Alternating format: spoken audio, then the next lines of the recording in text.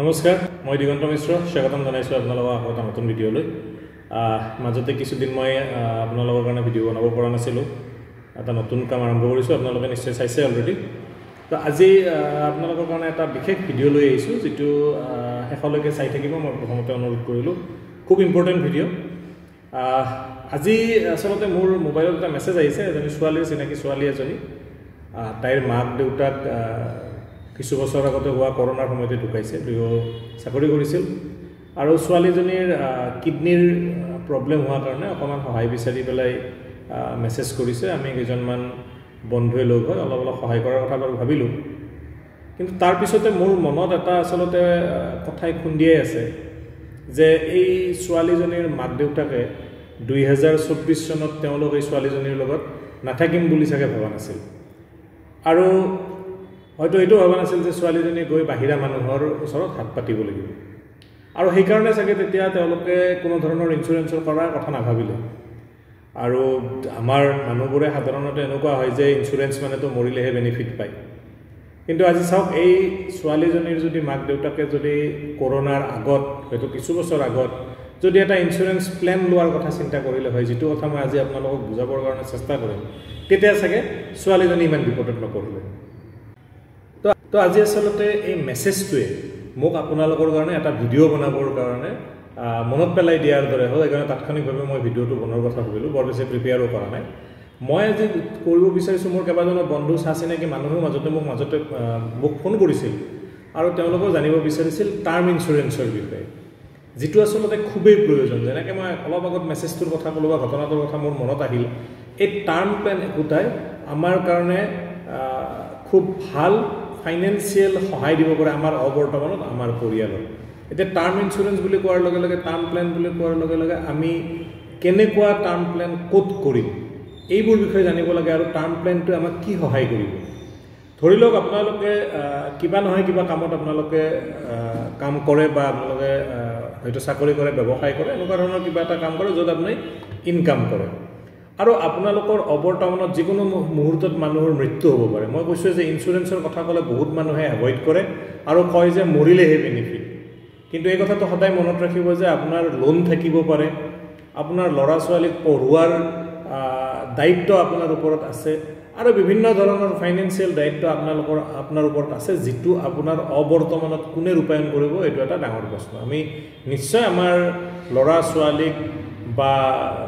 ফ্যামিলিক বিপদত পেলাই থৈ যাব নিবিচাৰিম সেইকাৰণে টাৰ্ম ইনস্যুৰেন্স কৰাটো খুব প্ৰয়োজনীয় কিন্তু টাৰ্ম ইনস্যুৰেন্স আমি কৰিম ক'ত আৰু টাৰ্ম ইনস্যুৰেন্স মানেনো কি টাৰ্ম ইনস্যুৰেন্সটো হ'ল এনেকুৱা এটা বস্তু এনেকুৱা এটা ইনস্যুৰেন্স যেটো লাইফ ইনস্যুৰেন্সে হয় আপুনি মই কৰিব পাৰোঁ য'ত একেবাৰে নগণ্য পৰিমাণৰ প্ৰিমিয়াম পে কৰি পেলাই আমি এটা ডাঙৰ ইনস্যুৰেন্স কাভাৰেজ ল'ব পাৰোঁ য'ত আপোনাৰ ইনকামৰ ওপৰত বেছ কৰি পেলাই এই ইনস্যুৰেন্স কাভাৰেজটো কিমান হ'ব এইটো থিৰাং কৰা হয় ধৰি লওক আপুনি 50 লাখ টকাৰ ইনস্যুৰেন্স কাভাৰেজ কৰিব পাৰে ল'ব পাৰে 1 কোটি টকাৰ ইনস্যুৰেন্স কাভাৰেজ ল'ব পাৰে 10 কোটি টকাৰ ইনস্যুৰেন্স কাভাৰেজ ল'ব পাৰে জেনেৰেলি আমি ইনস্যুৰেন্সত আমি এইটো ফলো কৰোঁ যে আপোনাৰ এনুৱেল ইনকামৰ 10 গুণ পৰ্যন্ত আমি আপোনাক লাইফ কাভাৰেজ দিব পাৰোঁ আপুনি যদি বছৰত 10 লাখ টকা ইনকাম কৰে তেতিয়াহ'লে অনায়াসে আপুনি 1 কোটি টকাৰ ইনস্যুৰেন্স ল'ব পাৰে তাতকৈ যদি বেছি ল'ব বিচাৰে তেতিয়াহ'লে তেনেকুৱা ধৰণৰ আপোনাৰ ফাইনেন্সিয়েল ডকুমেণ্টছ আপুনি সাবমিট কৰিলে আপুনি সেই ইনস্যুৰেন্স কাভাৰেজটো পাব এতিয়া আজিৰ ডেটত যদি চাই মই যে কৈছোঁ যে নগণ্য প্ৰিমিয়াম আপোনালোকে বিভিন্ন ধৰণৰ বিজ্ঞাপনত দেখা পাব যে মাহত 450 টকাৰ পৰা 1000 টকা খৰচ কৰিও আপোনালোকে টাৰ্ম ইনস্যুৰেন্স প্লেন এটা ক্ৰয় কৰিব পাৰে এজন মই জাষ্ট এটা এক্সাম্পল কৈছোঁ সে 35 বছৰীয়া ব্যক্তি এজনক যদি আমি 50 লাখ টকাৰ এটা কাভাৰেজ দিব বিচাৰোঁ তেতিয়াহ'লে ধৰক তেওঁৰ 18 পৰা 20-21 হাজাৰ টকা বছৰত মাত্ৰ প্ৰিমিয়াম আহিব ঠিক তেনেদৰে 1 কোটি টকাৰ যদি কোনোবাই টাৰ্ম ইনস্যুৰেন্স ল'ব বিচাৰে 35 বছৰীয়া মানুহ এজনে তেখেতৰ ধৰক 38000 35000 এনেকুৱা মানৰ ভিতৰত তেখেতৰ বছৰীয়া প্ৰিমিয়াম আহিব পাৰে আমাৰ টাৰ্ম ইনস্যুৰেন্স বুলি কোৱাৰ লগে লগে যিকোনো মুহূৰ্তত হ'ব পৰা এটা লাইফ লছৰ ক্ষেত্ৰত ফ্যামিলিটো যে অৰ্থনৈতিক দুৰৱস্থাত পৰিব সেই অৱস্থাৰ পৰা উদ্ধাৰ কৰাৰ যেটো দায়িত্ব সেই দায়িত্বটো টাৰ্ম ইনস্যুৰেন্সে পালন কৰিব আৰু মৃত্যু হোৱাৰ পিছত মানুহ এজনৰ মৃত্যু হোৱাৰ পিছত তেওঁৰ পৰিয়ালক কিমানখিনি টকা দিব জেনেৰেলি আজিকালি আমাৰ বেছিভাগৰে লোন থাকে আৰু ল'ৰা ছোৱালীক পঢ়োৱা দায়িত্ব থাকে গতিকে এনেকুৱা ধৰণৰ প্লেনৰ খুবেই প্ৰয়োজন বুলি মই ভাবোঁ এতিয়া যেতিয়া আপোনালোকে টাৰ্ম ইঞ্চুৰেঞ্চ কৰিব টাৰ্ম ইঞ্চুৰেঞ্চ কৰোঁতে কেইবাটাও গুৰুত্বপূৰ্ণ কথা আছে এটা হ'ল আপুনি এই যে প্ৰিমিয়ামৰ কথাটো যে মই কৈছোঁ প্ৰিমিয়ামটো আপোনাৰ ডিপেণ্ড কৰিব আপুনি কিমান ইঞ্চুৰেঞ্চ কাভাৰেজ লয় তাৰ ওপৰত ডেফিনেটলি কিন্তু কিমান সময়ৰ কাৰণে আপুনি পলিচিটো কৰিব তাৰ ওপৰতো প্ৰিমিয়ামটো ডিপেণ্ড কৰে যেনেকৈ যদি আপুনি 50 লাখ টকা বা 1 কোটি টকাৰ পলিচি এটা মাত্ৰ 10 বছৰৰ কাৰণে কৰে তেতিয়াহ'লে প্ৰিমিয়ামটো বহুত বেছি হ'ব পাৰে মই যিমানখিনি কৈছোঁ তাতকৈ বেছি হ'ব পাৰে 1 লাখলৈকে হয়তো যাব পাৰে আকৌ আপুনি যদি দীঘলীয়া সময়ৰ কাৰণে কৰে তেতিয়াহ'লে মই কোৱাতকৈ হয়তো আপোনাৰ কম হ'ব পাৰে যিমান আৰ্লি ষ্টেজত আপুনি আৰ্লি এজত আপুনি পলিচিটো কৰিব পাৰে সিমানে আপোনাৰ প্ৰিমিয়ামৰ লোডটো আপোনাৰ কম হ'ব আপুনি যদি আজি 25 বছৰ বয়সত যদি এটা টাৰ্ম প্লেন ষ্টাৰ্ট কৰে আপুনি যদি 12000 বা 13000 টকাত 50 লাখৰ কাভাৰেজ লয় আপোনাৰ এই প্ৰিমিয়ামটো আপুনি 60 বছৰ বয়সত সিমান প্ৰিমিয়াম দিলে হ'ব বয়স বাঢ়িলেও আপোনাৰ প্ৰিমিয়ামটো নাবাঢ়ে এতিয়া যদি আপুনি যদি গৈ পেলাই 30তো নকৰিলে 40-45 বছৰ বা 50 বছৰ বয়সত যদি আপুনি সিদ্ধান্ত লয় যে এতিয়া মই 50 লাখ টকাৰ এটা পলিচি ল'ম তেতিয়াহ'লে হয়তো আপুনি বছৰত 50,000 প্ৰিমিয়াম ভৰিব পাৰে আপোনাৰ 100%তকৈ বেছি ডাবল হৈ যাব আপোনাৰ প্ৰিমিয়াম কাৰণ আপোনাৰ বয়সটো বাঢ়ি গ'ল আৰু আপোনাৰ ৰিস্ক ফেক্টৰটো আপোনাৰ বাঢ়ি গ'ল তো সেইকাৰণে এই টাৰ্ম প্লেনটো আপুনি যিমান পাৰে আৰ্লি ল'ব লাগে এতিয়া যদি কোনোবা এনেকুৱা ব্যক্তি আছে যোনে হয়তো আজি 50+ হৈ গৈছে কিন্তু লোৱা নাই প্ৰিমিয়াম বেছি হ'লেও মোৰ হিচাপত এটা টাৰ্ম প্লেন লোৱাটো খুবেই জৰুৰী যে টাৰ্ম ইঞ্চুৰেঞ্চৰ কথা যে আমি পাতি আছোঁ টাৰ্ম ইঞ্চুৰেঞ্চটোত আপোনালোকে মই প্ৰথমতে কৈছোঁ যে মৰিলেহে লাভ মানে টাৰ্ম ইঞ্চুৰেঞ্চত আপোনাৰ যদি মানুহজনৰ যদি যোনে পলিচি হোল্ডাৰ তেওঁৰ যদি ডেথ হয় তেওঁ নমিনীয়ে পইচা পাব বাকী কিন্তু তেওঁৰ কোনো মেচিউৰিটি ইয়াত টাৰ্ম প্লেনত নাথাকে আৰু এইকাৰণে আমি টাৰ্ম প্লেনটো পিয়ৰ ইঞ্চুৰেঞ্চ বুলি কওঁ একচুৱেলি ইঞ্চুৰেঞ্চ যদি আপুনি কয় তেতিয়াহ'লে এই টাৰ্ম ইঞ্চুৰেঞ্চৰ পৰাই আচলতে লাইফ ইঞ্চুৰেঞ্চৰ কনচেপ্টটো ষ্টাৰ্ট হৈছিল তাৰপিছত টাৰ্ম ইঞ্চুৰেঞ্চৰ লগত ছেভিংছ এলিমেণ্ট লগ লাগি পেলাই পিছত ধৰক এণ্ড'মেণ্ট প্লেন আহিল কিবা আহিল এইবিলাক কথা আমি কেতিয়াবা সময় হ'লে আমি পাতিম এতিয়া যেতিয়া আপুনি এটা পলিচি কৰে এই পলিচিটো আপুনি কিমান বছৰ বয়সলৈকে চলাব পাৰে বিভিন্ন কোম্পানী আছে বিভিন্ন কোম্পানী বিভিন্ন ধৰণৰ অফাৰ দিয়ে কিছুমান কোম্পানী আছে যোনে বা কিছুমান পলিচি আছে কিছুমান কোম্পানীৰ য'ত 65লৈকে হয়তো কাভাৰেজ দিয়ে কিন্তু আজিকালি মেক্সিমাম কোম্পানীয়ে 85 বা লাইফ লং কাভাৰেজ দিয়া পলিচি অলৰেডি লঞ্চ কৰিছে য'ত আপুনি অতি কম প্ৰিমিয়াম দি পেলাই আপুনি লাইফ লং কাভাৰেজ ল'ব পাৰে কিছুমান কোম্পানীয়ে এনেকুৱা সুবিধা দিছে যে আপুনি লিমিটেড পিৰিয়ডৰ কাৰণে প্ৰিমিয়াম দিয়ক আৰু আপুনি হোল লাইফ আনটিল ডেথ আপুনি কাভাৰেজ লওক আনটিল ডেথ কাভাৰেজ মানে কি মানে মানুহজনৰ হোল লাইফ মানে কি এদিন নহয় এদিন তেওঁ ঢুকাবই সিদিনা তেওঁ সেই যিটো ইঞ্চুৰেঞ্চ কাভাৰেজ তেওঁ লয় সেইটো ক্লেইম পাব তেওঁ হয়তো খালি 10 বছৰ বা 15 বছৰ প্ৰিমিয়াম দিব লাগে মানুহজন যদি আৰু নেক্সট 30 ইয়াৰ্ছ বাচি থাকে গোটেই 30 ইয়াৰ্ছ কাভাৰেজ থাকিব যিদিনাই ডেথ হ'ব সিদিনাই নমিনীয়ে পইচা পাব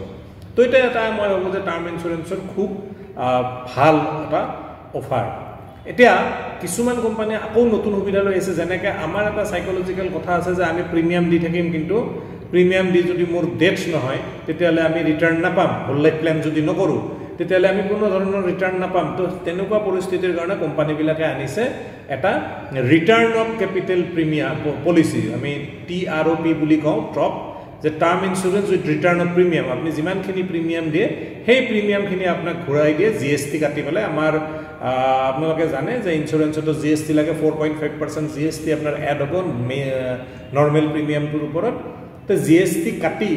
বাকি যিখিনি প্ৰিমিয়াম থাকিব এইখিনি আপোনাক কোম্পানীয়ে ঘূৰাই দিব এইটোক কয় ৰিটাৰ্ণ অফ কেপিটেল বা ৰিটাৰ্ণ অফ প্ৰিমিয়াম পলিচি তো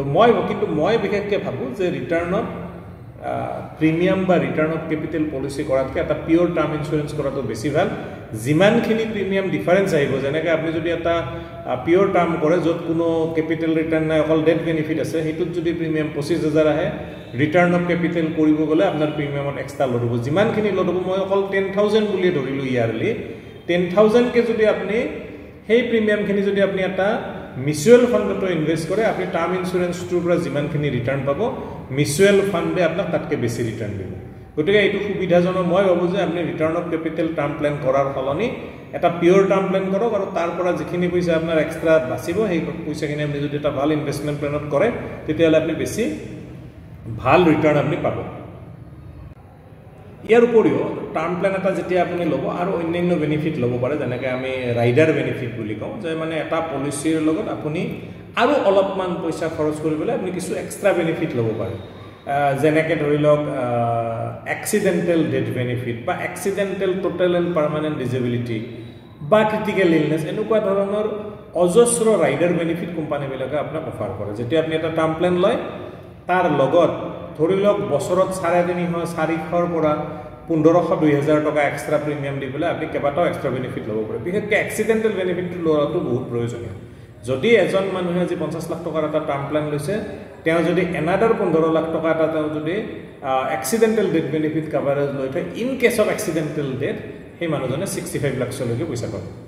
তো এইকাৰণে ৰাইডাৰৰ কথাটো আপোনালোকে যেতিয়াই টাৰ্ম ইঞ্চুৰেঞ্চ কৰোঁ বুলি ভাবে আপোনালোকে এবাৰ ৰাইডাৰৰ অপশ্যনটো আপোনালোকে চাই ল'ব টাৰ্ম ইঞ্চুৰেঞ্চ কৰিলে যিবিলাক আমাৰ ধৰক আণ্ডাৰ ৰাইটিং গাইডলাইন আছে টাৰ্ম ইঞ্চুৰেঞ্চ এটা আপোনালোকে কৰিলেই যে আপোনাৰ তাতে মানে তেওঁলোকে একচেপ্ট কৰিব তেনেকুৱা কথা নাথাকে কিছু কথা থাকে যিবিলাকক আমি আণ্ডাৰ ৰাইটিং গাইডলাইনছ বুলি কওঁ সেই আণ্ডাৰ ৰাইটিং গাইডলাইনছ মতে আপোনাৰ পলিচিটো যদি পৰে তেতিয়াহ'লে তেওঁলোকে একচেপ্ট কৰিব নহ'লে একচেপ্ট নকৰিব পাৰে বহুত কোম্পানীয়ে আজিকালি পিনক'ডক লৈ পেলাইও পলিচি ইছ্যু কৰা বা একচেপ্ট কৰা বা নকৰাৰ কথাটো সিদ্ধান্ত লয় বহুত পিনক'ড আছে বিশেষকৈ আমাৰ অসম আৰু নৰ্থ ইষ্টত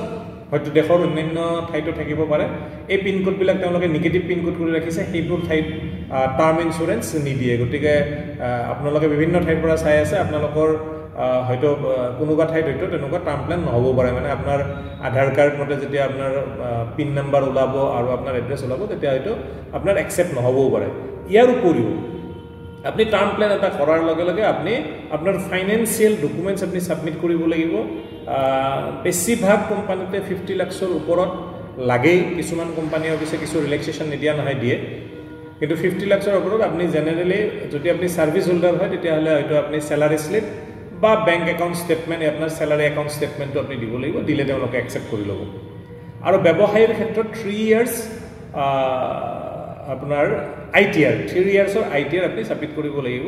50 লাখ প্লাস যদি আপনি কভাৰেজ লয় তেনেকে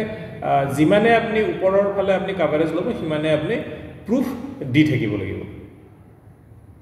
ইয়াৰ উপৰিও যেনেকৈ মই ফাইনান্সিয়াল ডকুমেন্টছৰ কথা ক'লো আণ্ডাৰ ৰাইটিঙত প্ৰয়োজন হয় কাৰণ